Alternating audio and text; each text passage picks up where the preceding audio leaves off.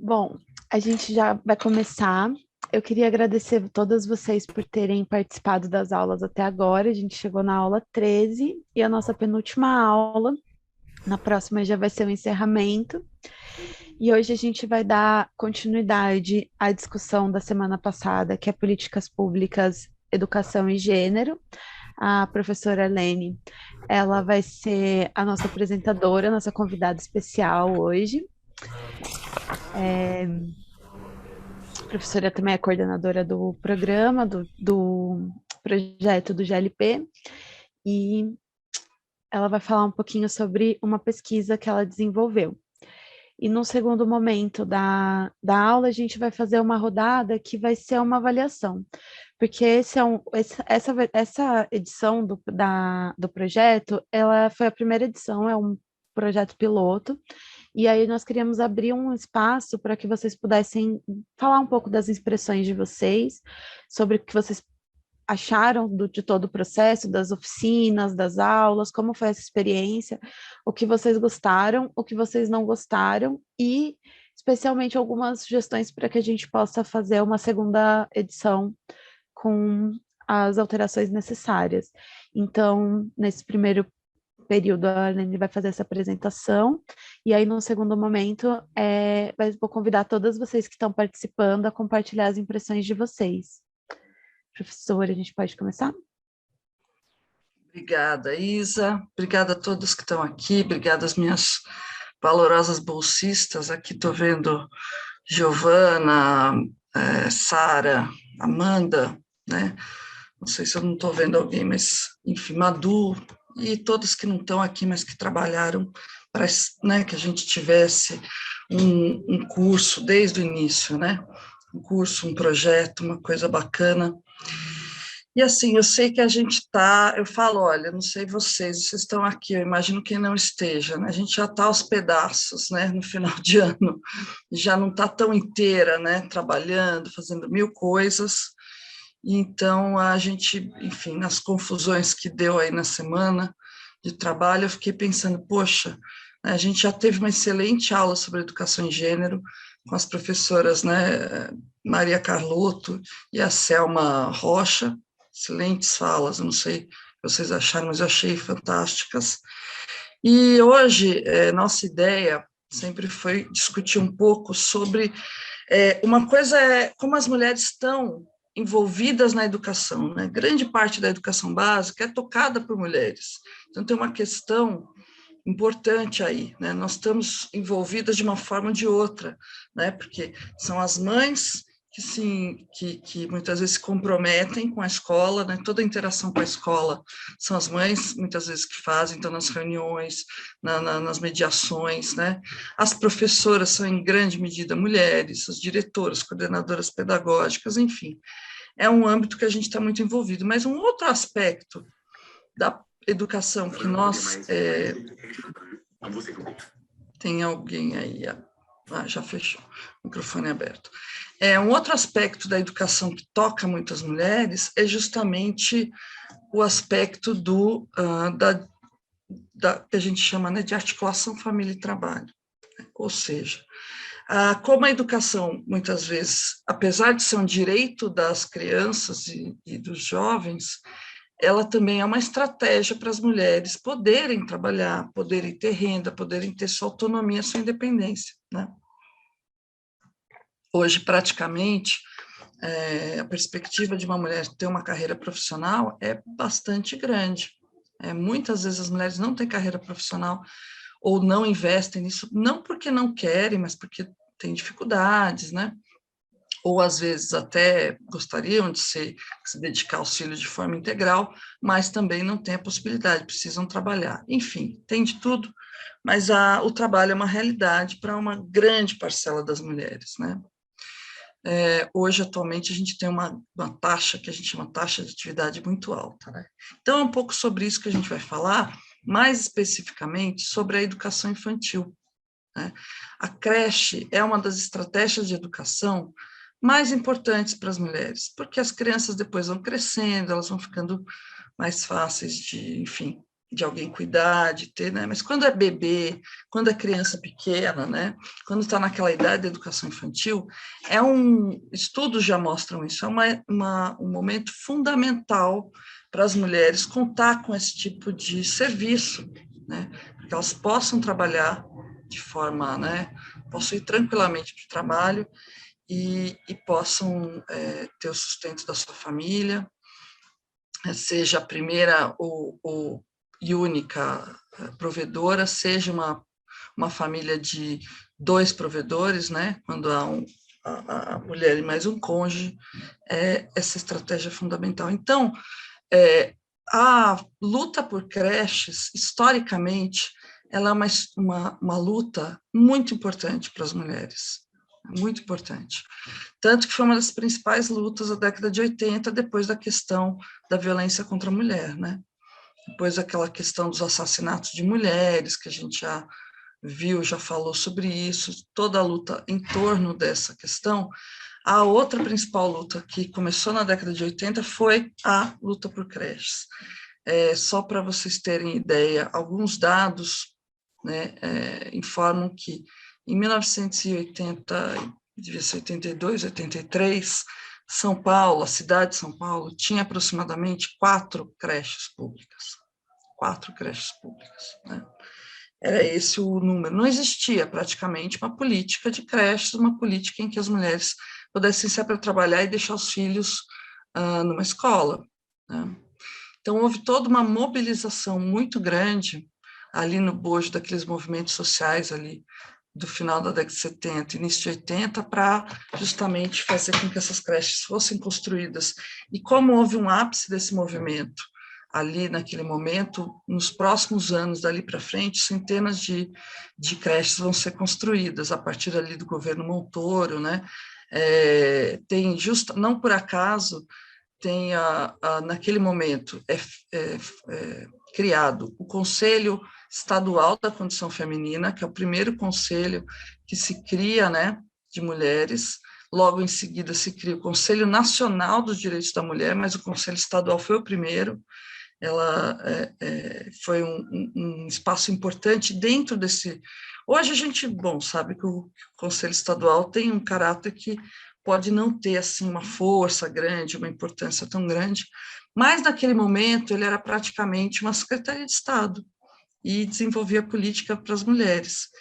E quando ele foi criado, não sei, não vou saber dizer o termo, mas é como se fossem setoriais, diretorias foram criadas dentro desse conselho para tratar de diversas questões políticas, de políticas públicas para as mulheres. Até naquela época não era moda se falar em políticas públicas, né? Não era o termo da moda. Se falava mesmo em criar programas, criar serviços para as mulheres. E uma dessas digamos assim, dessas divisões dentro do Conselho Estadual era justamente a questão das creches.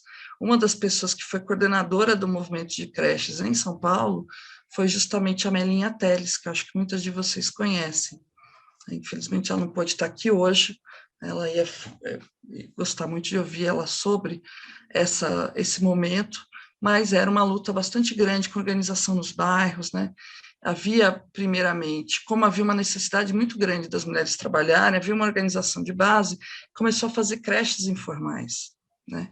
E que depois foram sendo substituídas por creches públicas ou meio que conveniadas, e assim o movimento foi avançando, né? Então, eu gostaria de falar para vocês alguns dados, né? Eu não quero me estender muito, mas eu quero falar, já que a gente está com uma participação aqui interno do nosso grupo, né?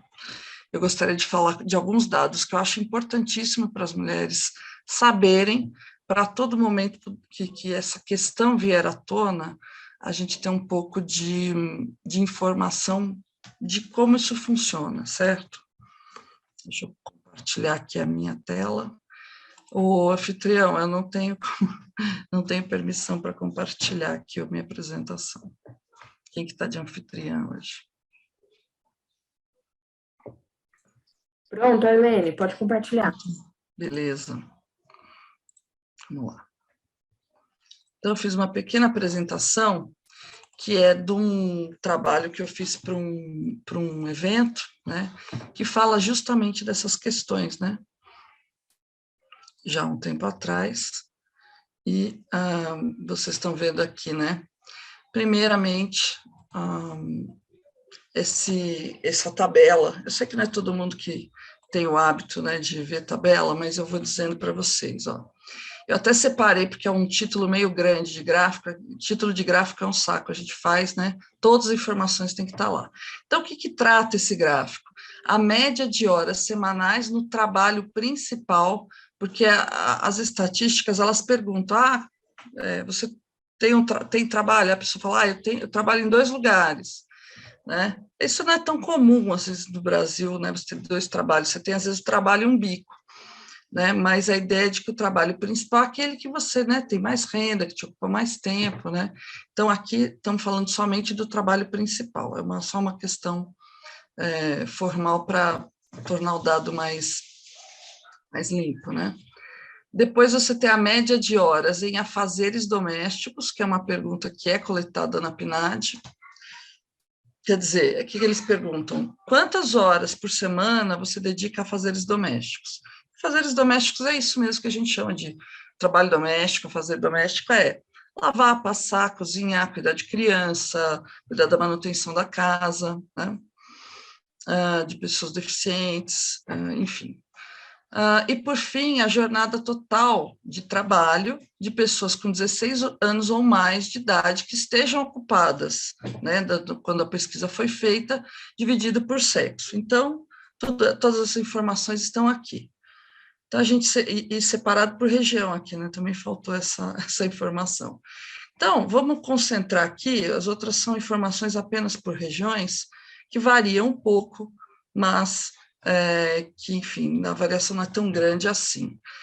Então, vamos olhar aqui a linha de Brasil, né? Médias de hora no trabalho principal. Em média, o brasileiro, e a brasileira soma, né? Gasta cerca de 40 horas de trabalho remunerado. As pessoas que trabalham em média 40 horas, né? Quase 40 horas. Aí, se a gente dividir a média entre os homens e a média entre as mulheres, a gente vai ver que os homens trabalham mais ou menos 42 horas por semana e as mulheres 36 horas por semana, certo? Aí, se a gente comparar com a média que a gente gasta em afazeres domésticos, a gente vai ter a média total, né, das pessoas ocupadas, tá, gente? Ou seja, quem trabalha, em média, gasta 16 horas por semana em afazeres domésticos. Mas, se a gente separar entre homens e mulheres, eu não sei se eu já falei isso aqui, às vezes eu falo esses dados em tantos lugares, mas, em média, os homens gastam 10 horas por semana, tá? E as mulheres que trabalham 20 horas, 21, né? Quase 21 horas por semana. Ou seja, né, se os homens gastam, em média, 42 horas no trabalho principal e 10 horas em afazeres domésticos, as mulheres gastam 36 horas no trabalho remunerado, mais 20 horas no trabalho doméstico, a jornada total é a soma, né, desse número aqui para cá. Então, no total, o brasileiro, em média, trabalha trabalho pago e trabalho não pago, né, o trabalho dentro de casa, cerca de 56 horas, e os homens trabalham 52 horas e as mulheres 57. O que a gente vê aí, né? A gente vê que as mulheres, apesar de elas terem uma jornada paga, né, um pouco menor, elas têm uma jornada total maior que a dos homens, ou seja, mulher que trabalha fora e tem que cuidar da casa, elas trabalham muito mais, né? Se a gente for ver aí, pelo menos umas 5 horas a mais que os homens, né? Nesse trabalho. Então, isso é uma coisa interessante sempre da gente falar, e claro que a gente está separando aqui a pessoas acima de 16 anos, porque a gente está preocupada em trazer pessoas que estão ocupadas, né? Pessoas que trabalham. Se a gente pegar as mulheres que não trabalham fora, não trabalham de forma remunerada, esse número de trabalho doméstico das mulheres sobe muito, chegando a 25, 30 horas por semana, dependendo aí do ano, tá, gente? A gente sabe, né, que esse trabalho doméstico, não é de hoje, ele fica, né, a cargo das mulheres, né, e nem sempre as mães, mas as irmãs, as avós, as outras filhas, as empregadas domésticas, né. Claro que essa conta que eu estou mostrando nesse primeiro gráfico, ele não é das empregadas domésticas, né, é só das pessoas que estão fazendo gratuitamente. Eu estou mostrando aí um texto, porque ele tem algumas informações a mais, né? Esses números são da PNAD, que é uma pesquisa que agora mudou um pouco, né? E outros números da PNAD mostram que cerca de 90% das mulheres fazem algum tipo de trabalho doméstico, enquanto os homens, isso varia de 40% a 60%. Isso quer dizer o seguinte, que desses homens aqui que fazem 10 horas, é só metade dos homens, tá? Metade dos homens fazem um trabalho doméstico e a média de horas que metade dos homens que faz trabalho doméstico gasta é 10 horas. Enquanto aqui as 20 horas dessas mulheres, a gente pode contar que, claro que aqui são os homens que trabalham, as mulheres que trabalham, mas não muda muito a participação. Aqui vocês vão ver que são mulheres, as mulheres, 90% delas, trabalhando ou não, elas continuam tendo uma dedicação muito maior que a dos homens, né? Trabalhar ou não modifica. E se a gente for ver, tudo bem, os homens trabalham de forma remunerada, né? Um pouco mais que as mulheres. Por que isso já acontece, né? Estudos mostram que as mulheres optam, ou às vezes são obrigadas a optar por jornadas em que o trabalho é um pouco reduzido, porque elas sabem que as responsabilidades familiares estão a cargo delas, certo? Então, ter uma jornada em tempo integral vai dificultar esse trabalho que ninguém vai fazer por elas, porque, vejam, mesmo o homem trabalhando, ele sempre... E é interessante, eu não trouxe aqui, mas a gente vê que não importa muito a idade, não importa muito as horas de trabalho, se a gente cruza a jornada dos homens, ela nunca sai muito de 10 horas, ela sempre está em torno de 10 horas, né? Não aumenta, não abaixa, é 10 horas. Dos que fazem, porque tem os que não fazem nenhuma hora, que são metade dos homens, eles simplesmente declaram que não fazem nenhum afazer doméstico, tá? Tem uma definição lá de afazeres domésticos, são as tarefas, mas é isso que eu falei para vocês, basicamente, lavar, passar, cuidar de criança, lavar louça, lavar quintal, limpar a casa, né? Coisas assim. Se vocês quiserem comentar, viu, fiquem à vontade. Bom, aqui é uma outra aspecto que eu queria mostrar para você, né, que é o nível de ocupação das pessoas de 16 anos ou mais, né, em arranjos familiares, residentes em domicílios particulares, por sexo, o que isso quer dizer? Né? A quantidade, quantas pessoas estão ocupadas estando nessa posição. Pessoa de referência é o que a gente chama o antigo chefe do domicílio, sabe? A gente chama, quem é o chefe da casa? Hoje não se usa mais isso, se usa pessoa de referência, né? Então, a pessoa de referência do domicílio, geralmente, quando é homem, 81% está ocupado, tá? E quando a mulher é pessoa de referência no domicílio, ela tem um nível de ocupação de 51%, tá? Quer dizer, metade das mulheres hoje trabalham e são provedoras principais do lar, digamos assim. Isso aqui, independente dela ter cônjuge ou não, tá? Ela só ocupa essa posição de pessoa de referência, que geralmente é a principal responsável pelo domicílio, é essa a definição. Tá? Agora, já quantos homens ocupam a posição de cônjuge, ou seja, geralmente quando a mulher ocupa a posição de pessoa de referência e o homem ocupa a posição de cônjuge, quase 82% deles estão ocupados.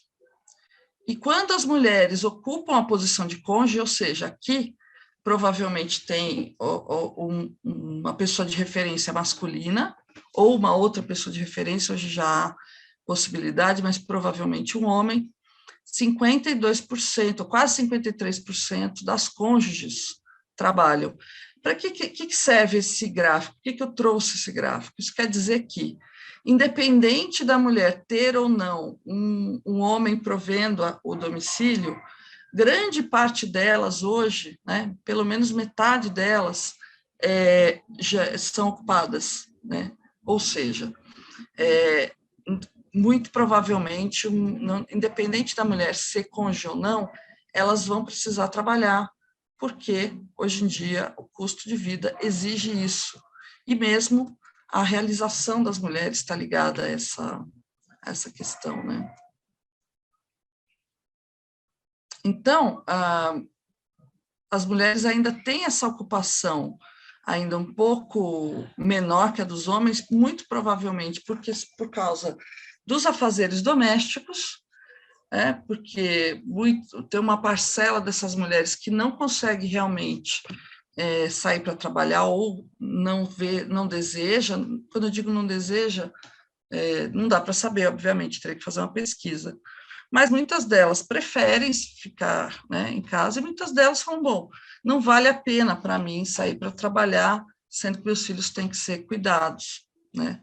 Geralmente em razão de filhos, né, ou de algum outro cuidado familiar, uma pessoa dependente, uma pessoa deficiente, enfim. Então, é para isso que eu trouxe esse gráfico. Essa é uma das questões que não importa mais se você é cônjuge, né, se é cônjuge, né, como dizem os certos ex-juízes por aí, ou se você é uma pessoa de referência, uma pessoa responsável pelo domicílio, a principal responsável. O nível de ocupação das mulheres, né, o nível de pessoas que estão ativas na economia, que estão trabalhando, né, no caso das mulheres, é o mesmo, não faz mais tanta diferença. Tá? Aqui a taxa de desocupação das mulheres de 16 anos ou mais, segundo anos de estudo. Né? O que é interessante, né? Como a gente já sabe, as mulheres, em média, né, especialmente as mais jovens, elas têm mais escolaridade do que os homens da mesma idade, né? A gente sabe que as mulheres são maioria nas universidades, elas têm mais anos de estudo. Então, é interessante pensar que, quando uma mulher tem mais escolaridade, aí que ela não vai deixar de trabalhar mesmo, né? Quando você tem um investimento pessoal em educação, você tem, por exemplo, ensino superior, dificilmente uma mulher vai falar, bom, eu não vou investir em carreira profissional, ou não vou trabalhar. Porque quanto maior a escolaridade, maior a recompensa, a gente chama recompensa, assim, maior a renda, maior a retribuição, né? Eu estou olhando aqui para ver se alguém está fazendo alguma pergunta, alguma coisa. Mais importante fica essa questão do trabalho. Então, se a gente olhar aqui, o total de mulheres fica aqui no meio, porque é meio que uma média, né? Então, a gente tem aqui as mulheres. E o que está acontecendo, né? De 95 até 2012, né? A gente tem aqui uma subidinha, uma certa estabilidade, porque aqui provavelmente anos de crise, em que as pessoas têm menos condições de ter emprego, né? Porque taxa de desocupação, né? Ou seja, a porcentagem de mulheres que não está trabalhando, né?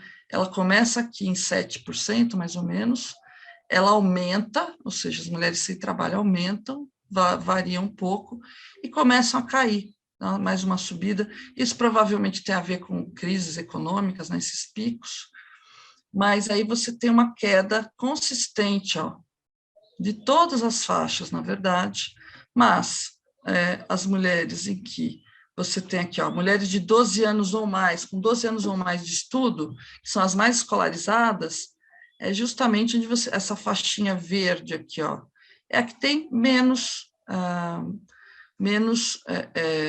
taxa de desocupação.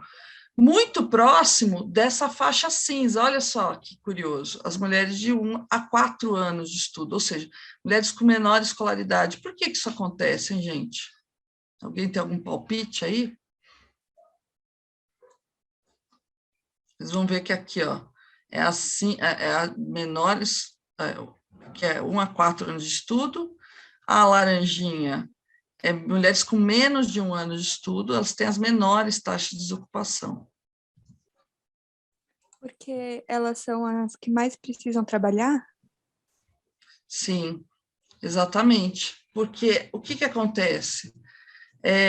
Claro, as mulheres que têm mais escolaridade, que são essa faixinha verde aqui, a recompensa por elas trabalharem é muito grande. Muitas vezes faz sentido até pagar uma escola e trabalhar. Mas a escolaridade também é um que a gente chama assim, um proxy. Proxy, sabe o que é? É um índice que a gente usa para medir uma coisa que eu não tenho nenhum índice. Ou seja, ele pode me dizer uma coisa que não está ali escondida. Ou seja, explicando de outra forma, escolaridade é proxy de renda, ou dizendo ainda de outra maneira, quanto maior a escolaridade, provavelmente maior a renda. Quanto menor a escolaridade, provavelmente menor a renda. Isso quer dizer que é uma relação automática? Não, mas é muito provável. Por quê?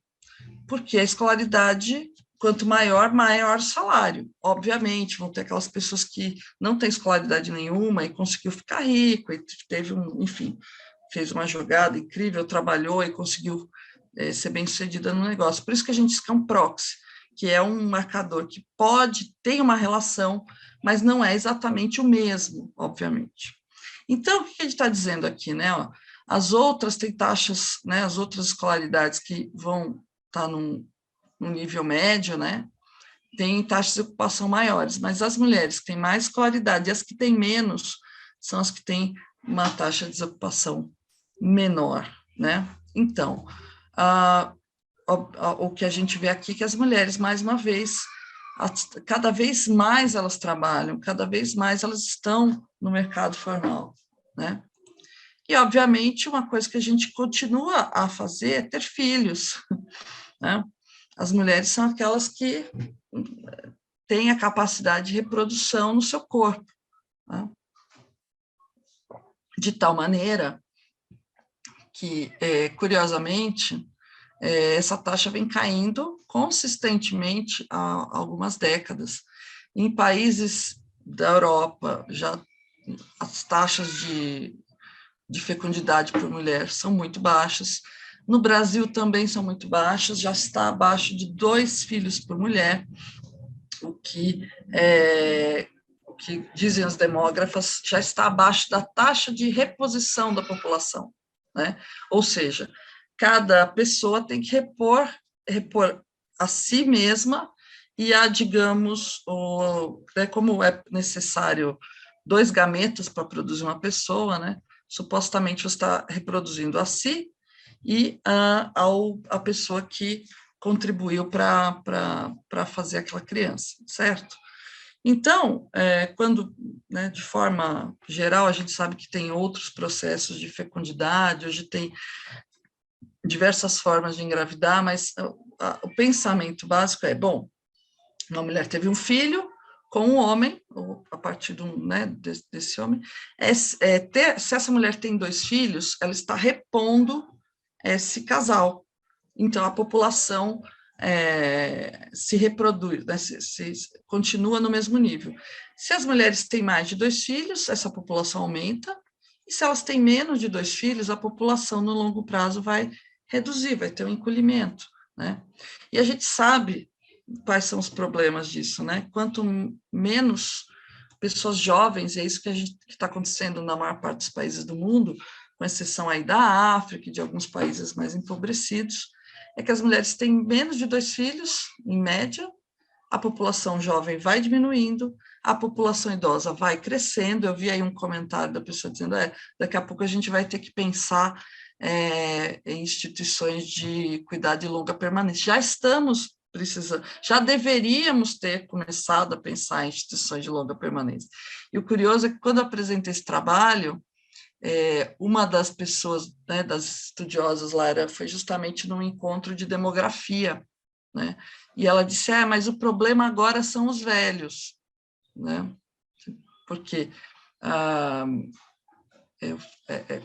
que vai crescer, a população que vai crescer, isso é absolutamente previsível, é a população idosa, né? Pessoa que vai deixar de contribuir, vai deixar de estar na força de trabalho ativa e vai ter uma população muito menor, quer dizer, vai ter uma inversão. A gente ainda não chegou nessa inversão, mas estamos chegando muito próximo disso, que é assim, a parcela da população com mais de 65 anos, mais de 60 anos, vai ser maior numericamente do que aquela população, seria a população ativa, de 15 a 59 anos. Nós estamos caminhando para essa proporção se inverter.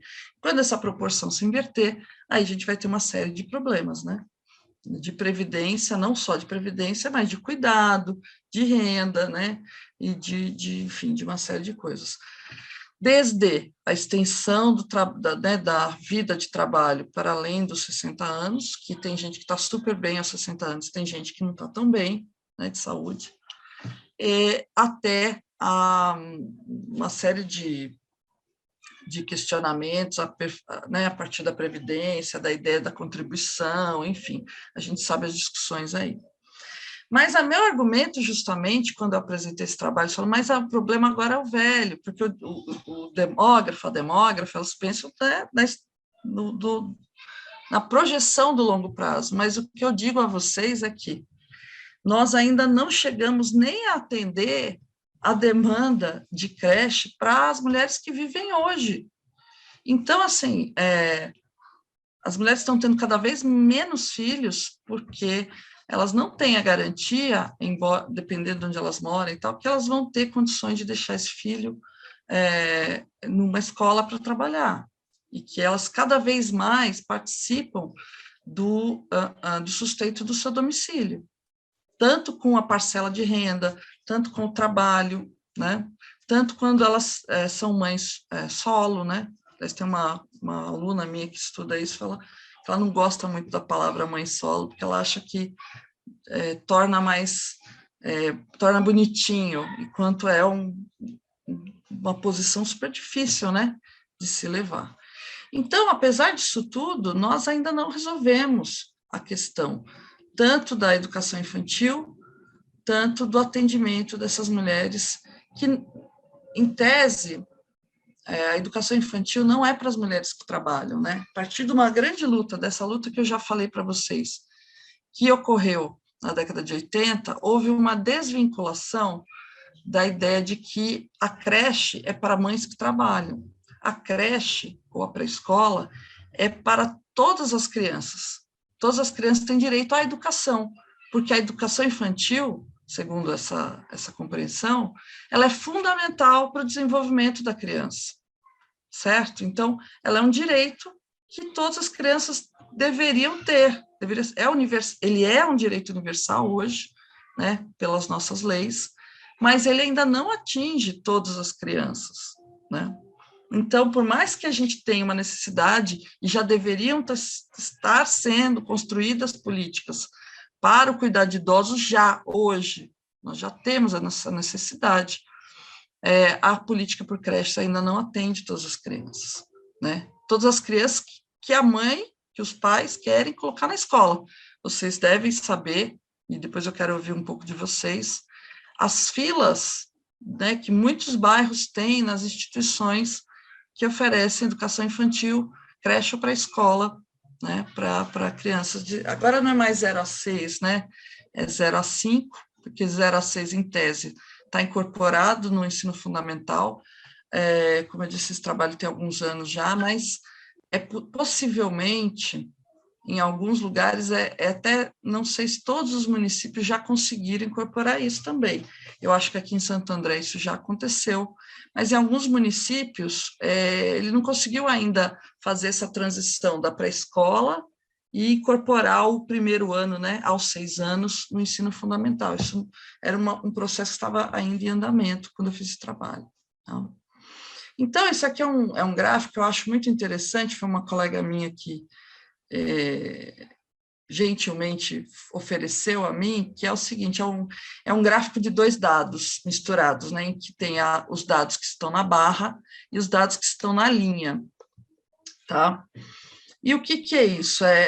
Aqui as barras em vermelho, e aqui embaixo são os estados do Brasil, mostram que a frequência, né, de crianças, na verdade, aqui, né, a porcentagem está aqui. Então, a porcentagem de crianças, então a barra refere-se a essa contagem aqui. Isso quer dizer a porcentagem, a parcela de crianças que estão na creche pré-escola, crianças de 0 a 6, tá? Se a gente separasse de 0 a 3 e de 5 a 6 anos, ia ter uma diferença grande, porque o oferecimento para 0 a 3 é muito menor do que de 5 e 6 anos. A gente sabe que de 0 a 3 são crianças pequenas, que exigem um cuidado físico que é mais complexo, né? Precisa dar banho, precisa lavar, trocar fralda, né? Precisa todo um cuidado especializado e bastante delicado. Então, a gente pode ver aqui, por exemplo, vou mostrar para vocês aqui. No caso do Rio Grande do Sul, a gente tem 60% das crianças 0 a 6 estão em creches ou pré-escolas, tá? No entanto, aqui é a jornada em horas, tá, gente?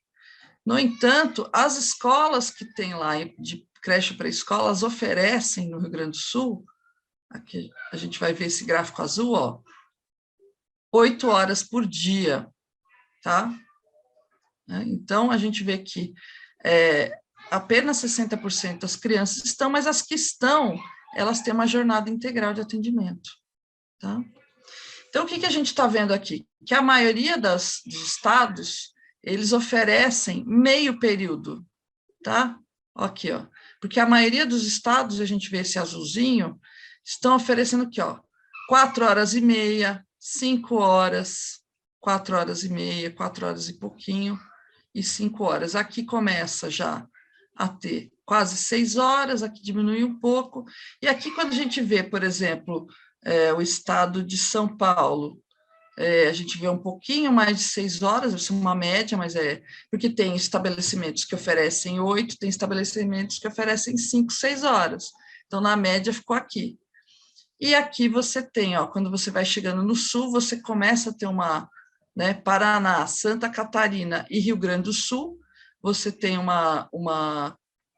turno maior, um oferecimento maior de turno, e aqui no final você volta para mais ou menos 6 horas, né? O que aconteceu também, né? Quer dizer, a creche pré-escola é um tipo de estabelecimento de educação que para a mãe trabalhar o dia inteiro, ela tem que ter uma creche que ofereça um turno de 8 horas ou mais, né? Porque tem o deslocamento entre a casa, a escola, o trabalho, né? E a gente vê que isso, que a jornada que tem se oferecido é a meio período. Aí a gente tem parte da explicação por que a média de horas de trabalho das mulheres é menor, certo? Porque muitas mulheres, especialmente aquelas que têm filho pequeno, elas não vão conseguir ter uma jornada completa de trabalho se elas não tiverem com quem deixar, né? Então, na média, tem uma porcentagem de mulheres que, e no Brasil as mulheres muitas vezes têm filhos, embora estão tendo menos filhos, né? Às vezes, a gente brinca que é a geração do filho único, né? Tem muita gente que eu conheço, imagino que vocês também, que tem um filho só, né?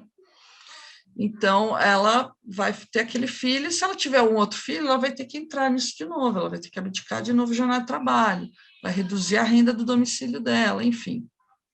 Então, a gente tem aí uma série de questões. Então, esses são alguns dados que eu quis trazer para vocês de como é importante a educação e a educação infantil. Evidentemente, é uma discussão que a gente nem sequer avançou, que é a do ensino em tempo integral, né? Isso seria uma demanda também das mulheres, porque muitas vezes uma criança, né, um jovem, não vai ter condições de ficar sozinho, não é o mais apropriado, vai ficar em casa sozinho, não tem, às vezes, uma condição de alguém cuidar. Então, a educação em tempo integral, justamente a educação infantil, especialmente em tempo integral, é uma questão muito importante para as mulheres e uma luta que ainda não foi resolvida.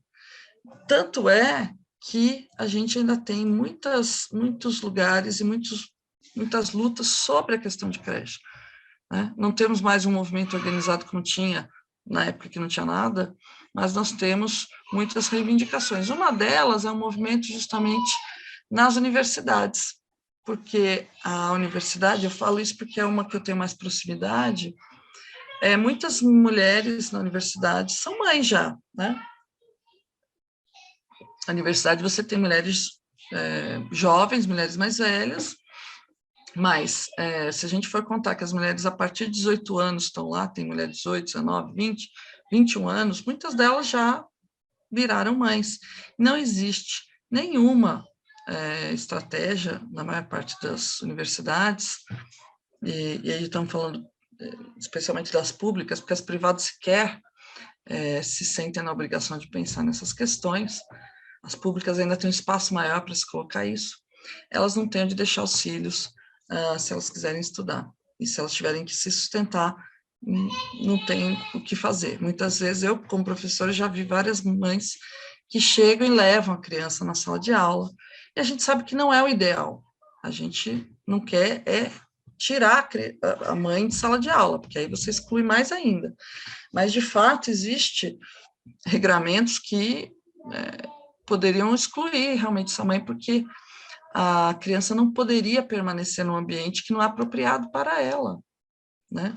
A gente que é um pouco mais afeito a essas lutas não faz isso, mas a verdade é que o professor ele tem o direito de fazer isso, né? Porque a universidade não é um lugar apropriado para crianças, né?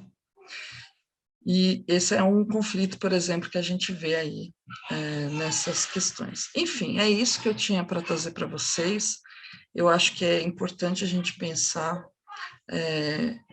especialmente... Desculpa, eu vi alguma coisa aqui, eu estou com questões domésticas um tanto quanto sendo equacionadas aqui. Mas está tudo certo, às vezes é uma folia a mais que acontece aqui. Então, é isso. Gostaria de ouvir vocês sobre essa questão. O que vocês pensam, se vocês têm algum envolvimento aí, se tem alguma dificuldade. E depois a gente pode conversar sobre as questões. O meu filho está rindo aqui. Sobre as questões. Vocês vejam, né? Para compartilhar um pouco do meu dia a dia, né? O meu filho está saindo da escola 4:30, 5 horas, e eu tive que buscá-lo, trazer a sobrinha dele para cuidar dele. Ele está na sala com a sobrinha dele, que é uma moça já, e para que eu possa, né, conversar aqui com vocês, porque senão não ia ser muito possível, né? Meu filho tem 5 anos. Então, as mulheres têm que fazer esse tipo de estratégia, todo esse tipo de estratégia, porque isso não é uma coisa banal, é uma coisa crucial para a gente. Então, a estratégia de educação é uma política crucial para as mulheres, seja porque elas trabalham na educação, seja porque elas dependem da educação, né? É isso. Quem gostaria aí de comentar a respeito? Como é que está aí as questões dos municípios de vocês, se vocês têm contato com isso? Já ouviram falar de alguma colega que tem dificuldade ou não? Como é que está a questão da incorporação da criança de 6 anos ao ensino fundamental? Gostaria um pouco de ouvir quem tem informações aí sobre isso.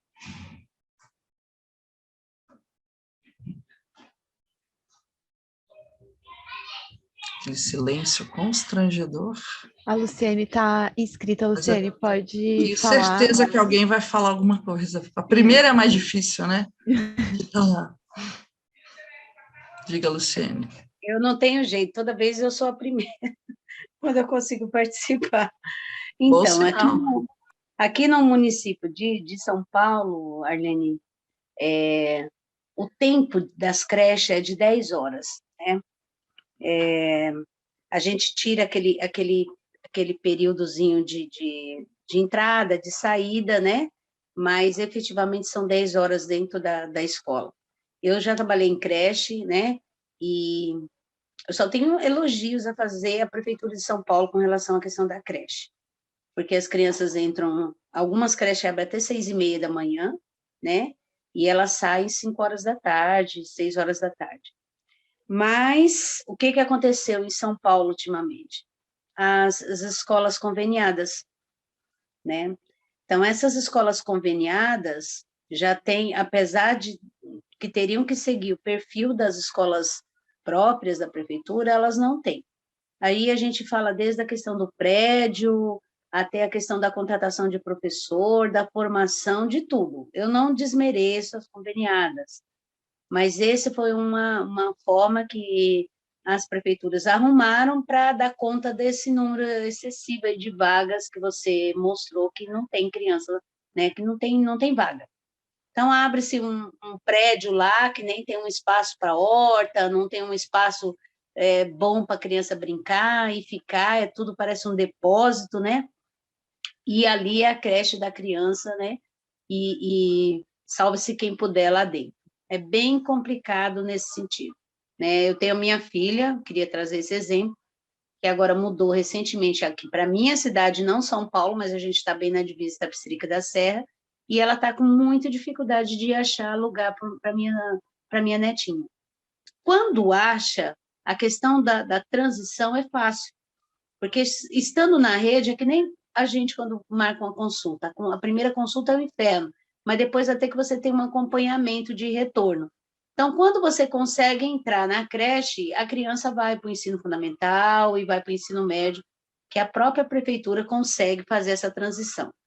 Mas o difícil é conseguir essa primeira vaga. Aqui em Tapicerica não tem, simplesmente não tem. Todas as escolas que foram construídas há 300 mil anos atrás são essas que estão até hoje, a população crescendo, as mães sem lugar de colocar as crianças na escola. Elas não podem trabalhar, elas, quando vão trabalhar, não tem com quem deixar, e a gente volta no ciclo vicioso, né? É isso. Vocês vejam como não é um problema resolvido, né?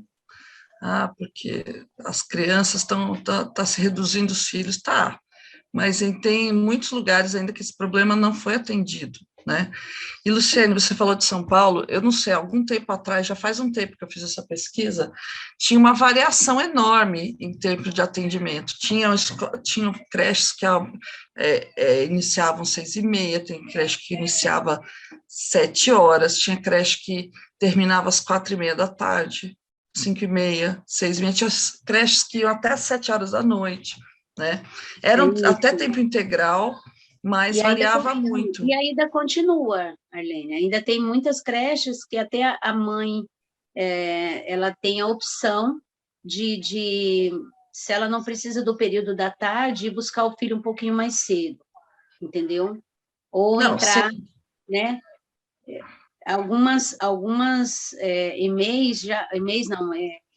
creches já fazem esse esquema, né, para atendimento das mães, que é importante. Aqui em Bugaçu ainda é melhor e não sei se é melhor, mas em Bugaçu tem creche que começa às 5 horas da manhã. Não, o que eu estava dizendo é que tem creche que fecha às 4h30 da tarde, é isso que eu estou falando, não é que elas atendem, entendeu, de acordo. O que acontecia, eu lembro que a gente fez uma pesquisa e tinha mães que falavam assim, olha, a creche vai até 5 horas da tarde, para mim não adianta, porque 5 horas da tarde eu ainda estou no meu trabalho, né? Outras falavam assim, é um horário mais para empregada doméstica, porque 4h30 eles não atendem mais. Tinha também a tal da reunião, né? Uma vez por mês tem a reunião pedagógica, sexta-feira não tem aula. E as mães que se virem para colocar a criança onde tinha que colocar, né? Porque, Não, mas não pode mais, não. Dispensar de forma nenhuma, é, né? Acho que desde o final do governo Haddad, a gente já não podia mais, em creche não se dispensava a criança de forma nenhuma, né? Assim, até, ó, eu fui diretora de creche, como eu falei, até o final do ano também, que era outra reclamação das mães, tipo, essa semana agora de 20, adiante, as creches já queriam fechar a porta, mas a mãe continuou trabalhando. Então, as escolas EMEIs, EMEF, ainda tinha aquela possibilidade de, que nem hoje, meu neto não foi, a pessoa já ligou e falou, não precisa vir mais. Esse não precisa vir mais, que ele está no 4º ano, significa já está de férias, né? Na creche, isso não é possível, né? Então, no final do governo Haddad, já tinha uma política de, se houvesse denúncia de que mandou embora por conta de reunião pedagógica, essas coisas, a diretora era responsabilizada. Não podia muito mais, bom. não. Já teve, você vê, isso já é todo um avanço de uma discussão que já vem de tempos, né? Porque eu lembro que quando a gente fez essa pesquisa, já não essa que eu apresentei para vocês, uma mais antiga, e havia essas queixas das mães, né? Eu sei que eu fiquei com criança, o último ano que eu trabalhei na creche, até 23 de dezembro. Assim, comendo um piruzinho com elas lá, as mães não podiam ficar, tinham que trabalhar. Então, eu ainda brincava com as professoras, gente, fica bem, porque, olha, tem 3 crianças na sala, em vez de 15. Então, fica Que são bem. aquelas que...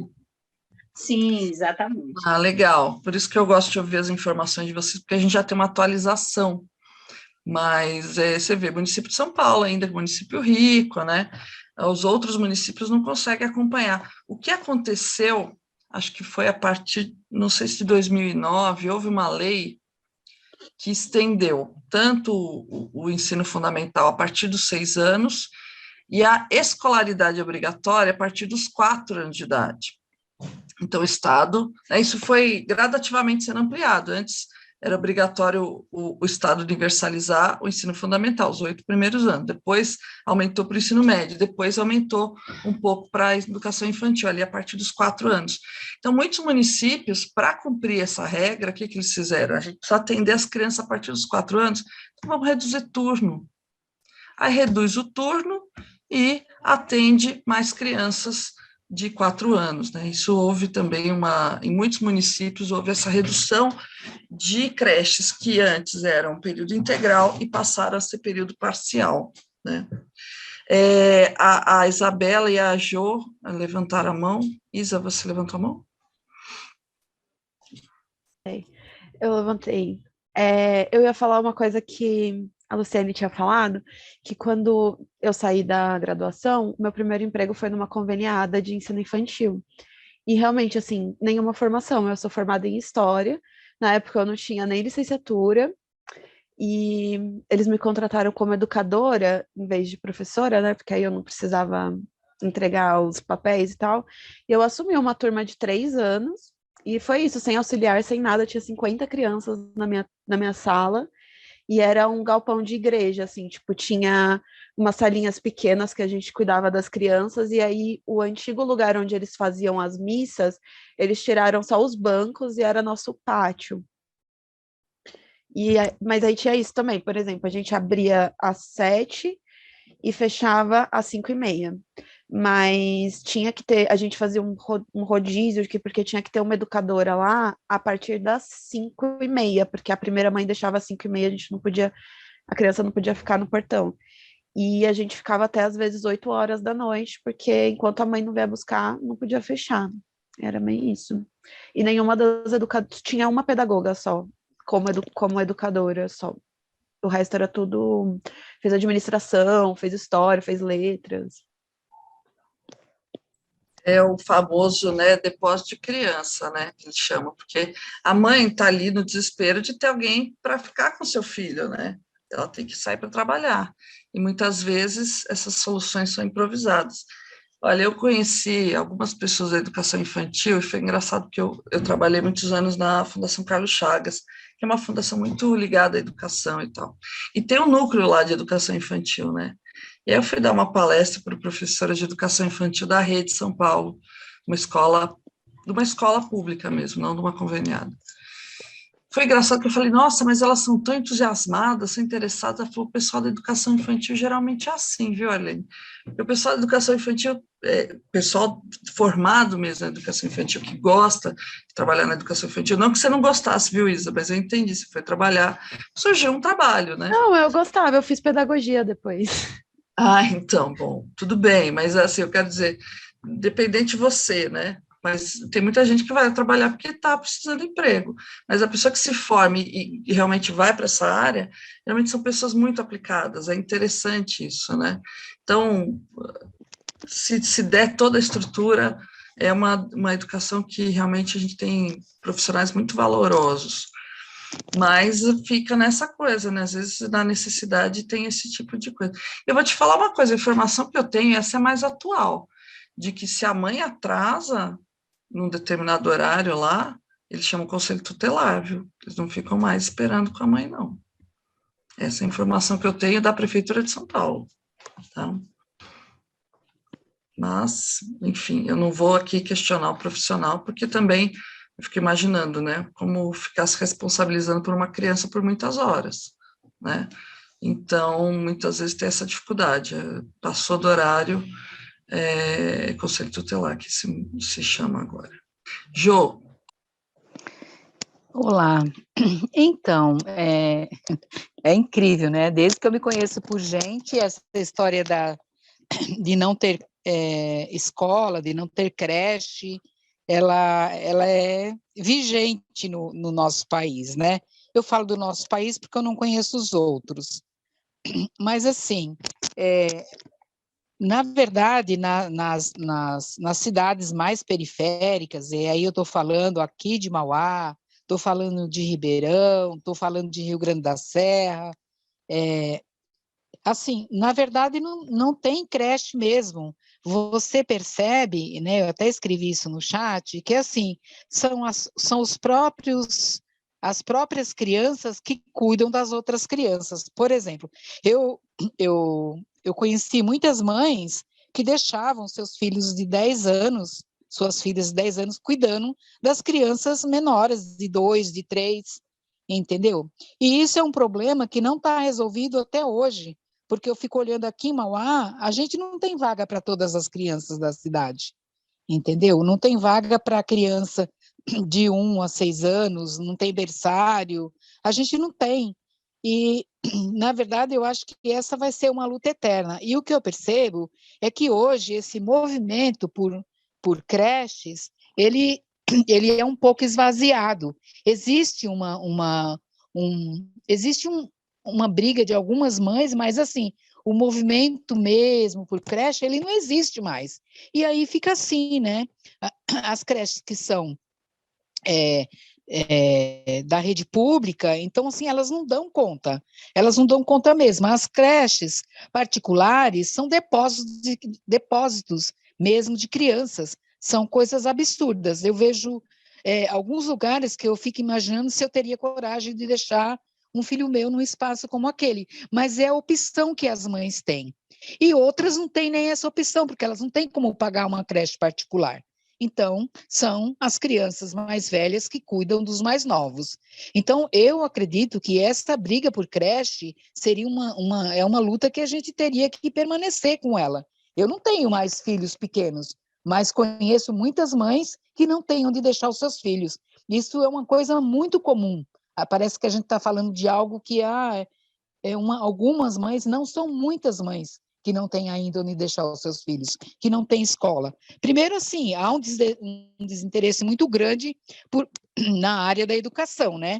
De se abrir novas escolas, novas creches, tudo mais. Não há esse interesse, né? E aí não há interesse nem do governo federal e nem do governo estadual e nem do governo municipal, porque não é só que não existe do governo federal, não existe de nenhum governo. A gente fica observando que, assim, entra governo e sai governo no seu município e não muda, as coisas não mudam, né? permanece igual.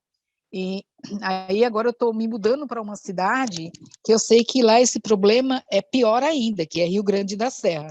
Então, assim, as mães não têm, a gente não tem opção. Eu acho que a gente precisa, de novo, voltar a bater panela para ter creche, entendeu? A ir para a rua, sabe? A gente precisa disso, porque senão vai continuar sempre assim. Porque é o que eu digo, desde que eu me conheço por gente, que a gente luta por creche e agora ninguém mais faz essa luta assim com aquele entusiasmo que a gente fazia antigamente. É um pouco isso. Obrigada, Jo. Agora que você vai lá, você vai ter um movimento de mulheres lá em Rio Grande da Serra, é isso? Vai ter você lá liderando né? a galera lá, batendo as panelas. Não sei não desmerecendo o movimento que talvez exista lá, que eu não conheço. Mas eu sei que a Jo, onde ela vai, ela agita. Então, já estou esperando aí ver como é que fala, a filial da Lumiar lá em Rio Grande da Serra. Lá em Rio Grande da Serra. Mas, enfim, pois é. É complicado, né? Mas eu acho que é um movimento, não é que ele está esvaziado, porque realmente, quando tinha um grande movimento, é porque não tinha nada também, né? Nada, nada, nada. Eu falo para vocês, no início, eram 4 creches, acho que na cidade toda de São Paulo, né? E hoje tem centenas, não sei se até tem milhares, não sei quantas tem, uma pesquisa até fazer. Mas, nos bolsões, né, não é à toa que essas regiões empobrecidas não têm creche, né? É um ciclo vicioso. A cidade é pobre, as pessoas são pobres, aí não tem emprego, aí não pode arranjar emprego também porque não tem escola, aí continua aquilo, né? A educação, eu sei que tem muitas educadoras aqui, é um todo, né? Eu lembro que quando o governo Lula começou a fazer muita universidade, tinha gente que criticava, falava, mas nós não temos ensino médio, todos os jovens não estão no ensino médio, para que vai investir em ensino superior? Eu sempre falava, mas quem que vai formar os professores? Porque a gente não tem professor suficiente também, né? Então, o sistema de educação, ele se alimenta, né? Formar professores do ensino superior, que vão para os primeiros anos iniciais, os outros anos, enfim, ele é um sistema que se retroalimenta, né? E, claro, hoje a gente tem, assim, uma parcela da população que é atendida, bem ou mal, né? Umas melhores, outras piores, mas a parcela não atendida é muito significativa, mas não é, em termos numéricos, igual a que tinha antes, que era, tipo, 90% das mulheres com filhos não tinham creche. Hoje, talvez seja o quê? 20%, dependendo do lugar mais, dependendo do lugar menos. Eu acho que depende da cidade, viu, Arlene? Depende, exatamente, vai depender da cidade. Tem mais, isso que você falou, de repente vai ter 50% de crianças fora da creche. Porque existem mecanismos de controle. Então, uma cidade como Rio Grande da Serra, como você disse, periférica, menor, o que acontece em Rio Grande da Serra, uma cidade de 50 mil habitantes, não vira manchete nacional, né? Mas se acontecer em São Paulo, vira. Né? Então, tudo isso tem diferença, né? A cidade pobre, uma cidade pequena, uma cidade periférica na grande São Paulo. Então, tudo isso tem repercussões e cria grandes bolsões, né, da necessidade. E sem falar das responsabilidades, né? Que, em tese, quem é responsável pela educação infantil é o município, né? E a gente tem uma série de questões também dos municípios, dos grupos políticos que dominam, das rendas, enfim. Pois é. Mas é um movimento que é necessário até hoje, e talvez é isso, a gente tem que unir o movimento de creche pelo movimento de cuidados com idosos também, porque vai crescer, né? Vai crescer. Deixa eu ler alguns comentários aqui, que eu vi. A Jo já tinha falado, né? Conheço mães que, por falta de onde deixar os filhos, acabam deixando os filhos maiores cuidando dos menores, uma criança de 8 cuidando uma de 2, né? A Cátia me elogiando, muito obrigada. A Jo, de novo, isso é mais comum do que se pensa, a falta de creche é um grande rombo na vida das mulheres que precisam trabalhar, nas cidades mais periféricas a questão é mais grave. A Elisângela, a educação da educação é um projeto. Osasco está a todo vapor, o fechamento período noturno. né? A Maria Aparecida diz, a super mulher, só que não. Nós temos que nos virar e sempre a jornada vai aumentando em todos os sentidos. Eles só ajudam e olhem lá, e ainda cobram. Não tem essa questão de creche, pois optei em não ter filhos, mas a realidade da mulher não é fácil. Hoje mesmo, a menina que faz a limpeza da sala estava falando das cobranças que, mesmo chegando atrasada devido ao filho especial, que mesmo chegando atrasada devido ao filho especial, é a que mais trabalha, é a mais cobrada, as demais não são. Essas desigualdades são doloridas, a estrutura fica difícil, temos pessoas preciosas nesse ciclo de cuidados, mas a cada dia está desafiador. Aí a Luciane falou, o conselho tutelar, se funcionasse, Isabela, e agora tem o hotelzinho, que você deixa e paga uma diária, ah, meu Deus, parece coisa de cachorro, né? Deixar no hotelzinho. É criança cuidando de criança. É criança que sai do EMEI e vai para casa de cuidadoras, né? A gente não vai dizer que são todas as conveniadas, mas quando o público, por mais que as pessoas critiquem, não tem jeito, o estabelecimento público ele tem um controle, né? Tem um controle da sociedade, tem o controle do MP, tem gente reivindicando, né? É diferente quando você tem uma conveniada. E a Neia está dizendo, quando é para disciplinar, punir, tudo funciona. Bem, verdade, minha filha hoje tem 27 anos, já é mãe, e creche para ela nunca teve vaga. Né? Neia de Mauá. Vejam, né? Quer dizer, é um problema ainda que nós deveríamos, né, enquanto movimento de mulheres, talvez fazer levantamentos de qual é a fila na sua cidade, reivindicar, botar Ministério Público, porque quando uma pessoa com um pouco mais de condição, ela precisa de uma creche, ela precisa de uma vaga, ela faz um processo, entra com processo e ganha a vaga, né? Arlene, Então, posso falar um pouquinho? Diga. Boa noite, né, meninas? Obrigada aí, Arlene, e pela explanação, né? Eu queria dizer a Jo que, assim, lá em Rio Grande tem um movimento de mães, de crianças e adultos com deficiência muito forte, tá, Jo? Elas entraram... Já fica aí ligada, Jo. Elas entraram agora no Ministério Público com uma ação aí por conta saúde, né? Transporte para os filhos delas, que eu sou uma das pessoas que faz o cadastro para o transporte sanitário, né? Não deveria, porque eu teria que fazer só a triagem, mas a cidade é defasada em todos os sentidos, então eu acabo fazendo triagem, cadastro, brigando junto, enfim. E elas têm um movimento assim muito, muito forte por conta desses com deficiência. Com relação ao movimento de mulheres lá, já foi tentado, né? Eu moro em Mauá, já sabe, né, gente? Mas eu trabalho... Sim, claro. E nunca foi para frente, né? Você estando lá, como a Marlene falou, pode ser que a gente consiga, né? E aí, com relação à luta aí na educação por creche, eu não tenho muita experiência, não, mas eu só queria fazer um breve comentário no sentido de que em 2009, 2010, eu trabalhei em Santo André, aquele período de fim de ano que a gente entra com dia e hora para sair, que é para fazer aquele cadastro para as crianças para creche mesmo, né?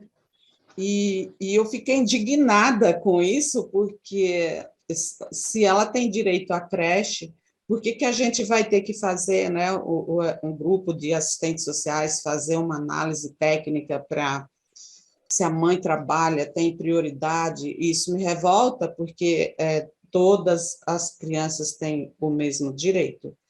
E aí, diante da demanda reprimida, tem que ser feita essa análise tecnicamente falando. E aí eu falava para a mãe assim, quando eu ia fazer o cadastro dela, olha, eu acho que aqui, por a renda, por isso, né, você não vai conseguir. Mas, olha, entra com uma liminar. E daí ela entrava com a liminar e ela acabava conseguindo a vaga. E infelizmente, a gente tem que falar isso, né? Eu ouvi, por vezes, alguém da Secretaria da Educação falar que isso é injusto, porque tem outras crianças lá na fila, e realmente é injusto, porque é outra criança que está lá na fila. Mas a mãe vai lá também, a partir do momento que vai bater na porta do Ministério Público, toda essa demanda reprimida, alguma ação vai ter que ser gerada, alguma outra creche vai ter que ser criada. Eles têm que dar uma resposta para o munícipe, né? E para o Ministério Público. Então, todas as pessoas que entram com liminar, ou que entraram, né? Porque há 3 a mais, né? 2009, que eu não trabalho com isso, mas que eu tivesse que fazer algum relatório avaliando aquilo ali, eu tinha certeza que ela tinha aquela vaga lá, porque assim eu colocava ali, né, as minhas considerações e geralmente o juiz ou a juíza que lê aquilo ali, eles acabam levando em consideração, né, porque eles sabem que além da lei, está tendo ali a análise do técnico. Então, infelizmente, para que se consiga implementar um direito que está ali posto, colocado, né? Não tem mais que inventar a roda. Não se consegue, você tem que usar esse artifício. E aí é isso, gente. Ana, obrigada pela fala, isso é muito interessante mesmo, né? Isso vale para vários direitos de saúde, de educação, né? As pessoas entram com liminar e conseguem. E, claro, eu acho que tem que fazer isso mesmo. Agora, tem uma outra coisa que eu acho interessante, que é entrar em grupo, porque a liminar que você está falando é individual, né? E, claro, cada pessoa vai entrar e assim, o Estado ele vai ser pressionado e a cada pinguinho de pedido ele vai lá e dá um jeito porque decisão judicial cumpra-se, né? Mas eu estou dizendo assim, como movimento de mulheres, e eu não estou falando aqui, sempre tem aquela coisa, né, a gente às vezes fica chateado, fala, poxa, as pessoas não se mobilizam mais, não sei o quê, mas tem que ver também que as condições das pessoas são difíceis, né? Organização precisa ter um aprendizado, precisa ter alguém que oriente.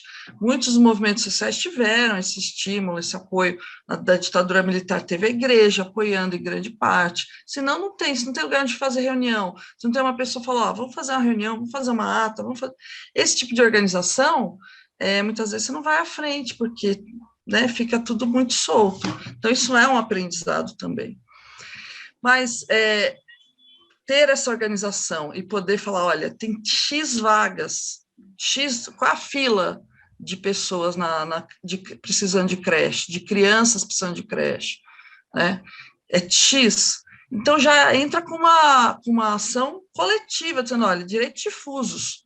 Direito difuso é aquele que você não tem como determinar exatamente a população. A Joana está fazendo assim, provavelmente ela já passou por isso.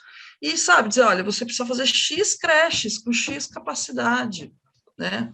Para já, e no X bairro, porque também tem os bolsões mais pobres, são onde mais precisa, né?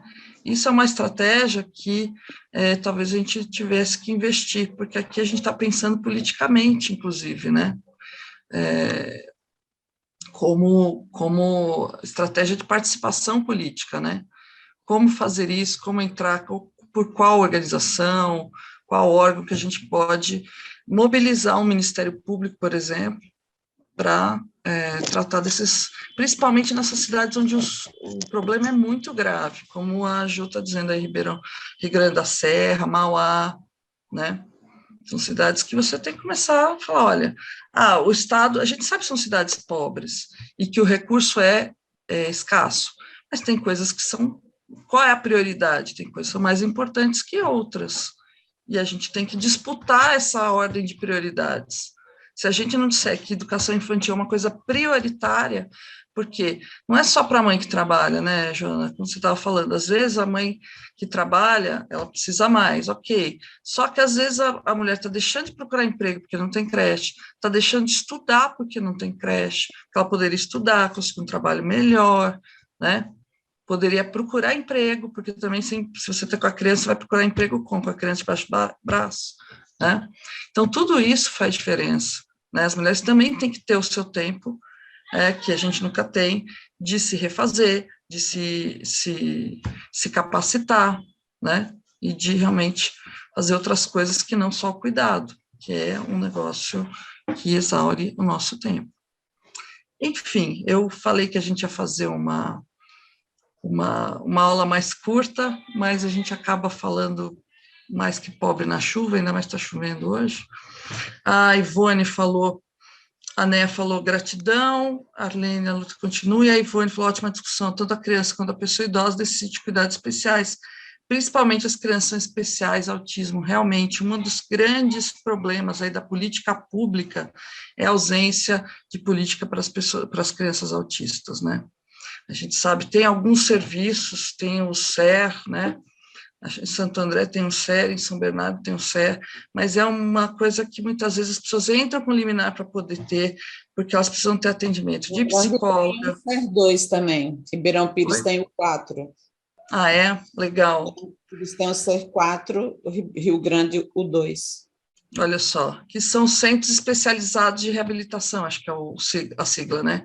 Que são centros que tentam oferecer esse trabalho, porque uma criança com autismo e com outras questões, deficiência intelectual, enfim, as deficiências lá, elas precisam de psicóloga, de fono, de terapia ocupacional, é uma série de coisas para que essa criança tenha, muitas vezes, o mínimo de autonomia ou que melhore a autonomia dela, para que também o cuidado seja mais facilitado. Olha só como essas questões são importantes para as mulheres, né?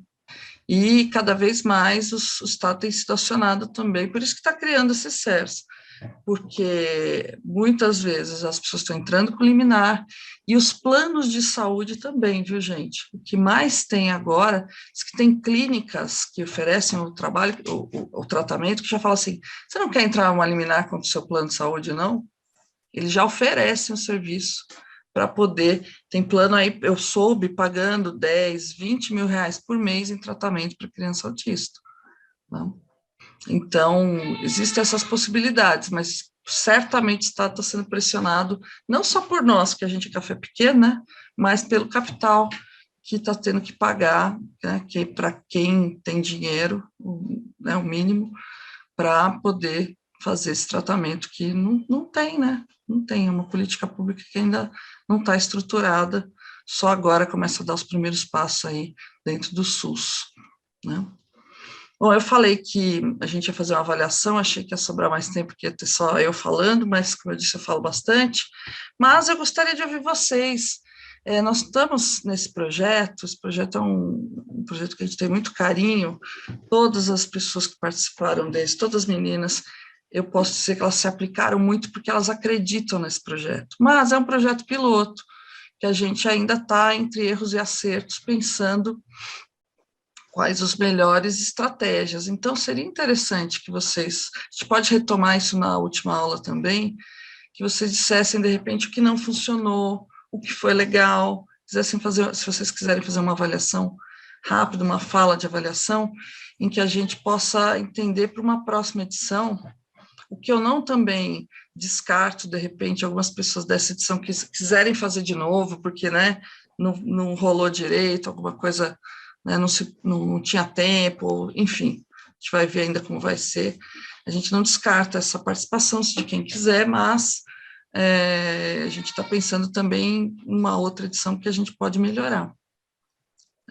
Se alguém quer fazer alguma fala, alguma participação? Posso falar? Pode, Vani, por favor. Olha, o curso, gostei muito das palestrantes, das palestras, um aprendizado bastante grande, mas o que eu notei, assim, para mim, porque isso é uma questão minha que eu estou procurando me aperfeiçoar, e as meninas alertaram a gente no decorrer do curso, a falta do conhecimento de mexer na informática. Porque elas são ágeis, elas fazem as coisas rápidas, no instantinho elas iam orientando a gente, mas a gente ficava em desespero, porque é falta de conhecimento. É falta de conhecimento da gente. E não adianta, nós temos que aprender, porque daqui para frente vai ser disso para mais. Não vai voltar para trás. E sim, nós vamos caminhar para frente.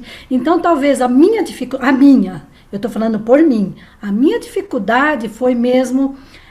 justamente a informática, que nós fazíamos aqueles gráficos lá, a sorte é que elas iam orientando, senão não sabia nada, a gente não sabia. Então deu um alerta para a gente ver que a gente precisa acordar e pegar firme, né? Mesmo agora que a gente tem que passar a mensagem oral, não é fácil, não é todo mundo que tem facilidade. Eu ainda não tive tempo, porque tem que ser numa hora que tem silêncio, e que, sabe, e a gente não para. Mas vou cumprir a minha parte, com certeza. Mas a minha dificuldade, eu vejo que tem meninas que não tem problema, mas foi mais mesmo a parte de informática. E as meninas de apoio, elas são maravilhosas, elas têm conhecimento. Mas é a gente que não tem conhecimento. Então a gente fica perdida e desesperadas. A gente fica desesperada, fica mesmo. Então isso valeu para a gente acordar. Que não é só mexer em celular, não. O negócio é mais longo, né? Tudo bem, eu já estou mexendo, mas ainda falta muito, muito. Lógico, elas têm conhecimento, né? Mas essa foi a minha dificuldade. E talvez isso dê o desequilíbrio entre palestra e oficina, sabe? Que dá um desequilíbrio, assim. Dá porque... Pela dificuldade que a gente tem. Mas as palestras em si foram maravilhosas. Muito boas. Boas mesmo. E a sua fala também, viu? Também. Obrigada, querida. Não, olha, eu acho isso muito legal, porque a gente precisa investir mesmo mais na questão do letramento, né? A gente ainda precisa também, inclusive, a partir de vocês, porque precisa ver o perfil, o que é mais difícil, o que precisa investir mais, né? A gente vai ter mais interação também com o OSH, que é um projeto que é parceiro da gente, para criar mais ferramentas que possam facilitar isso. Muito legal você ter trazido isso. E a gente quer investir também isso mais no ano que vem, nessas questões, né? Muito bom, Ivone. Marlene, Eu posso chamo- falar um pouquinho? Desculpa, quem falou? Joana. Joana. Joana, mas a Não, Ivone já... eu só ia comentar, mas deixa a Joana falar primeiro, porque eu não sei se está terminando o tempo, eu não sei se está terminando. Eu Não, ia falar. agora é com vocês, o tempo já acabou, mas vocês... Tá. Não, eu ia Se vocês dizer querem que falar, eu estarei aqui. O que eu estou dizendo não. assim, nós vocês tivemos têm no horário, curso. 6h30 já foi. Nós tivemos o curso de promotoras legais populares e você sabe que nós temos a parceria com a universidade e as meninas que dão suporte para a gente, graças a Deus, né? E que foi maravilhoso. Agora, nós tivemos uma PLP que se formou conosco e que ela foi muito hábil, muito inteligente, que ela mora numa comunidade separada, assim, não é separada, é bem longe, Vila Moraes de São Bernardo, que é a divisa com Diadema, já chegando em Eldorado. Pós-balsa. Não. Clube dos Engenheiros fica divisa com Diadema. Tem represa lá perto, tem represa. Esta senhora, é uma senhora, não é uma menina, foi uma menina porque a gente é um pouco mais velha. Ela teve a iniciativa, mesmo sem quase ter recursos. A aula que ela assistia nossa de PLP, ela fez um grupo de mulheres lá e ela transmitia lá numa sedezinha numa sala, ela transmitia para aquelas que não tinham mesmo como ter um celular funcionando ou um notebook, ela transmitia e ela conseguiu transmitir as palestras nossas para mais de 30 mulheres. Umas chegaram até o final do curso nosso. Outras, por questões outras, não chegaram. Mas, inclusive, eu estive lá para conhecer a comunidade. Eu fui conhecer. E eu fiquei encantada com a atitude da mulher. Porque ela transmitiu o que nós passamos. Veja o que é a online, né? Graças a ser online, graças às meninas que nos ajudaram, que foram parceiras lá da universidade. Porque a gente também tem dificuldade para isso. Nós também temos dificuldade, né? E ela transmitiu, eu fui, ela até fez uma formaturazinha das meninas, ela conseguiu formar 15 meninas. Lógico que essa formatura é assim, uma formatura só para incentivo das alunas. Aí eu fui lá e as convidei para o ano que vem, de 2022, que elas façam inscrição para fazer o curso conosco. E nós ainda vamos estudar se isso vai continuar sendo híbrido, porque presencial o negócio não está bom, não. Não está bom ainda, a situação de pandemia não está bom. Veja só, lá em Londres já morreu a primeira pessoa do Ômicron. Do Ômicron, já morreu a primeira pessoa e já estão com várias pessoas contaminadas. Então ela vai chegando devagarzinho. Deus ajude que isso não chegue aqui, mas chega, né? Já tem 7 aqui. Mas, né? É uma coisa que a gente não sabe. É, Então, não sabemos como é que vai ficar o curso para o ano que vem. Mas eu achei muito bacana a atitude dessa senhora. E outra, agora isso valeu de exemplo para outros lugares que a gente não pode, não podemos em todos os lugares ao mesmo tempo. E outros palestrantes não pode também em todos os lugares, né? Mas foi um exemplo maravilhoso. Então, eu só quis falar com a é. título de curiosidade, tá? Vocês desculpem de tomar o tempo, gente. Mas eu Não, achei que imagina. isso vale para toda promotora legal popular esparramar o curso para lugares que a gente não pode É, ir. a gente tinha essa ideia de fazer algumas coisas assim, mas a gente, da pandemia, achou que, né, porque a ideia era que a gente fizesse polos mesmo, né, que as pessoas se reunissem e tivesse a transmissão da aula, mas na pandemia nem essa reunião poderia ter, né, É, não, de não. fato. Então, a gente acabou pensando mesmo nessa reunião Então, todo mundo, né. eu quis falar com isso da ajuda que as meninas da universidade deram para a gente no curso e nós do Uhum. curso dessa oportunidade para as meninas de lá, da comunidade. Você vê, é uma Entendi, coisa que entendi. é um todo, né? Então é Sim, isso. sim, sim. Mais para dar esse exemplo, tá? É isso aí, Não, gente. muito Muito bom, muito obrigada. bom. Muito obrigada. Joana, né? Eu quero agradecer, né? De uma forma geral, foi muito bacana, todas as aulas, todas as oficinas.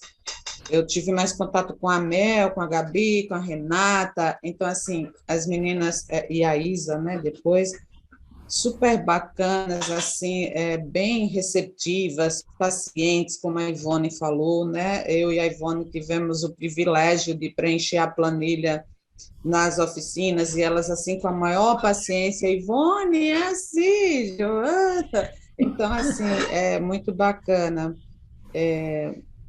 Conheci a Giovana quinta-feira, que eu já estava. A única coisa que me deixou assim um pouco triste, que eu falei, eu vou desistir. E a Neia deve estar em aula hoje, ela falou, Joana, não desiste. É que na divisão dos grupos, entrou um conselho 2, e aí ficou confuso. E eu fiquei perdida. Meninas, me ajuda, por favor, em que grupo que eu estou? E aí, meu nome estava lá em um dos grupos, eu entrei na quinta-feira e era outra orientação, outra mentoria. E quando eu falei, aí eu esqueci o nome da moça, ela falou, não, Joana, você está no grupo errado, isso já tinha passado quase uma hora. Eu falei, caramba, fiquei chateada com isso, e voltei, e as meninas falaram, não, você não vai desistir. E aí a Giovana, muito gentil, simpática, adorei, a conheci na quinta, mas assim, um doce de pessoa. Olha, Joana, e aí já foi lá e já me colocou no outro grupo, já explicou. Então, assim, a gente fica muito, né? Eu fico muito agradecida nesse sentido, porque existe esse carinho e essa preocupação em trazer para nós, né, essa extensão aí, né, da universidade com relação ao gênero e poder local. E eu gostaria que se pudesse dar continuidade no ano que vem, porque foram, como a Ivone falou, as aulas bastante importantes. Eu faltei só em uma, que era justamente uma que eu adoro, que eu não adoro as outras, mas por eu ser assistente social e estava falando do SUAS, né?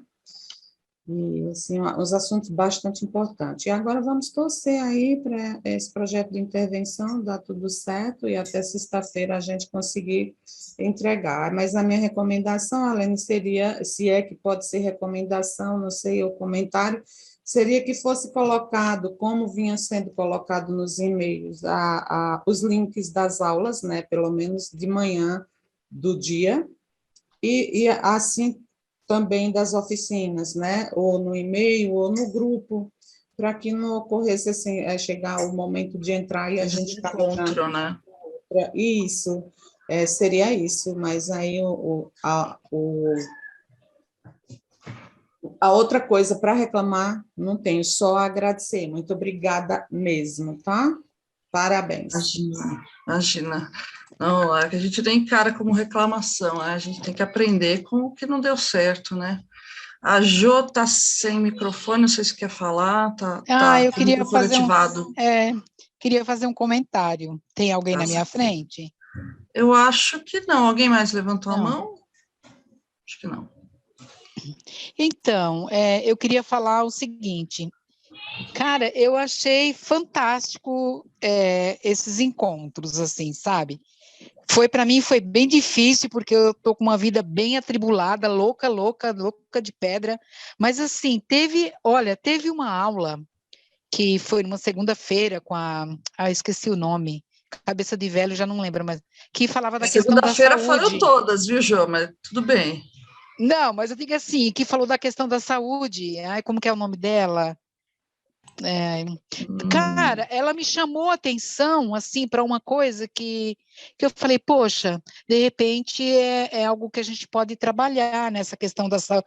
Ela falou da questão dos anticoncepcionais, né, da prevenção e tal, que são coisas que a gente não para pensar, né? Ela falou dos vários tipos de prevenção e o como que isso prejudica a vida das mulheres. É a Laerte. A Laerte. Isso mesmo. Ai, Ivone, que bom ser Eu jovem, né? passei a palestra dela para um monte de gente que precisa. Cara, eu achei incrível falar dela. Sabe assim, falar coisa que a gente não se dá conta? Foi nessa aula, assim, todas, para mim, as aulas foram ótimas, entendeu?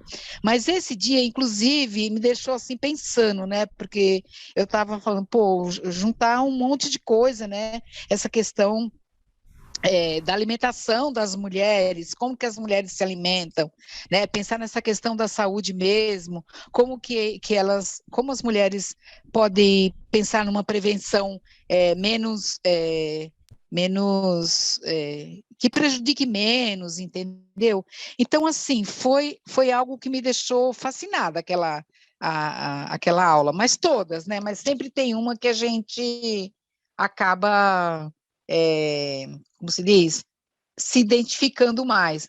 Eu também não sei se é porque eu estou num momento de procurar, né, procurar pensar no meu projeto e tal, aquilo me chamou muito, muito, muito mesmo a atenção. E é isso, eu acho que foi bem legal esse processo, né? Eu confesso que o que eu estou perdida é porque eu me perdi mesmo, não é em função, né, das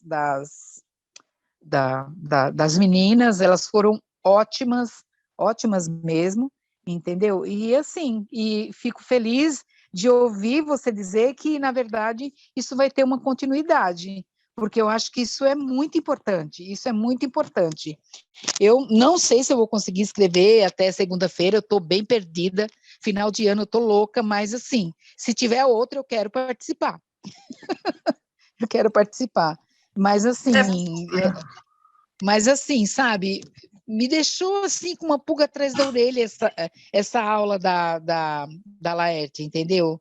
Nossa, cara, um monte de coisa assim que você não se dá conta, mas quando você ouve alguém falando, aí você fala, caramba, mesmo, é isso mesmo, olha, nossa, foi ótimo, todas as aulas, todas. E aí queria agradecer todo mundo, né? Você, Arlene, por todo esse empenho, né, essa preocupação de trazer esse curso, né, para as PLPs, entendeu? Eu acho que isso é maravilhoso, eu acho que isso enriquece demais, né, o conhecimento das PLPs. Nossa, eu achei que foi fantástico isso, eu acho que fico feliz de você falar que há a possibilidade de ter continuidade, porque foi bem legal. É isso. A ideia é que a gente fizesse mesmo uma pós-graduação de promotoras, né? Porque as promotoras já estão aí, já estão fazendo de tudo, né? Mas a gente quer avançar, né? As mulheres têm que ir para poder, né? Exatamente. E é um pouco isso que a gente está querendo. Vai ter, a emenda já está destinada, o pessoal gostou muito da nossa iniciativa, gostou muito do que a gente fez, e eu acho realmente, como a gente mexeu com coisas difíceis, né, você viu a Ivone falando, não é fácil entrar nesse novo universo, né, mas é fundamental, então muitas vezes as pessoas de repente têm que fazer de novo mesmo, né, a gente retoma, refaz certas coisas, aperfeiçoa, né? E a ideia é que seja um nível realmente mais alto de discussão, porque a gente está discutindo é mesmo poder, é orçamento, é agenda pública, né? Então, tá um nível acima, porque as promotoras é o início, né, da coisa, de você conscientizar e ver como é que funcionam as coisas para poder avançar.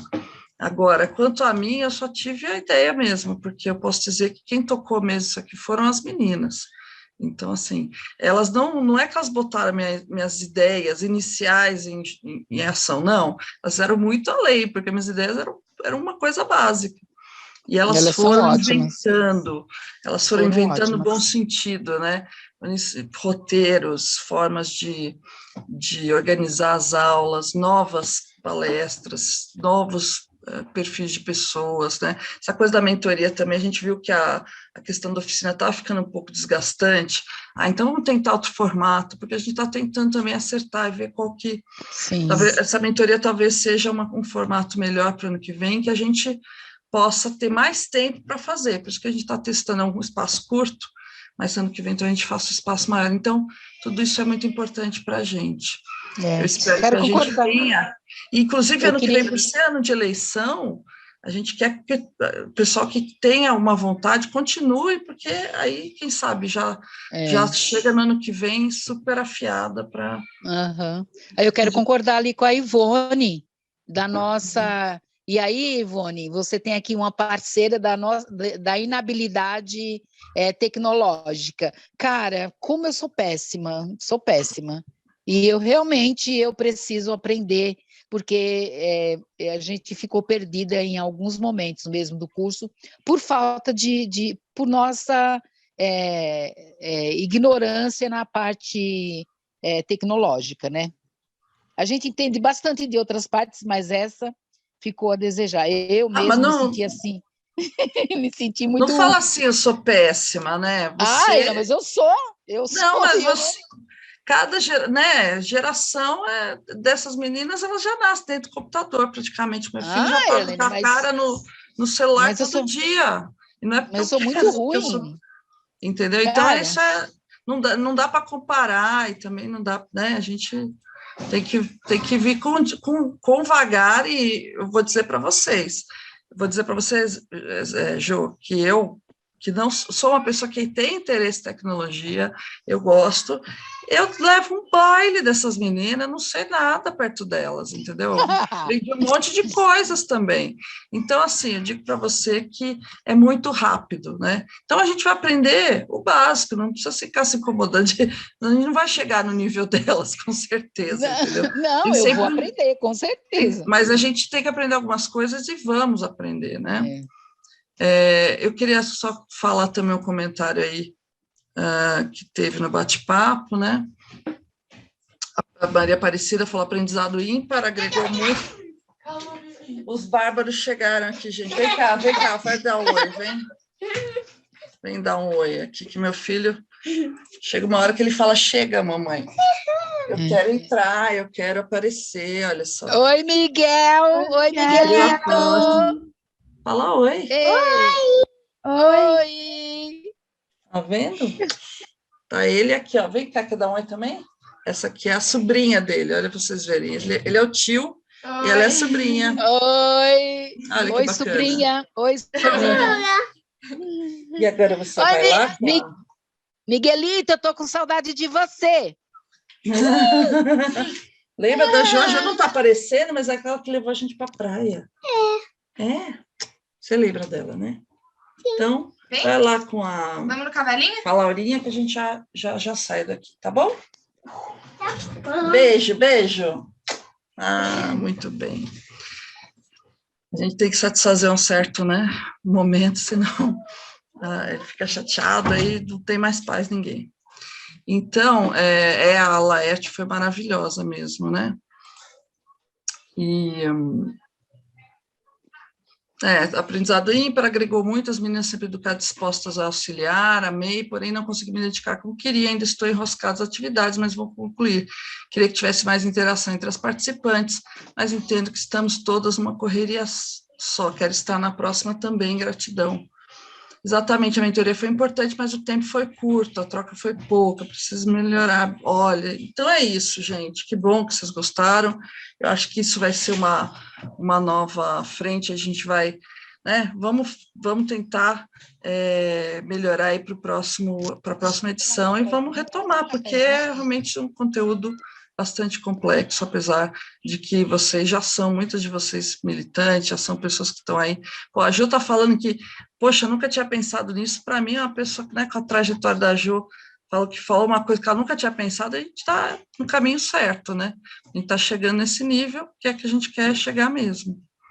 E se quem puder aí botar a câmera, a gente tirar uma foto, a gente não tirou, né, antes, mas se a gente puder tirar uma fotinho aí. Josinha está com câmera, não? Sarita, Verônica. É que quando eu abro a câmera, começa a cair.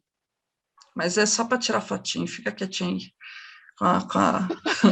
imóvel. Se parecer imóvel, já tá bom. Maravilha, gente.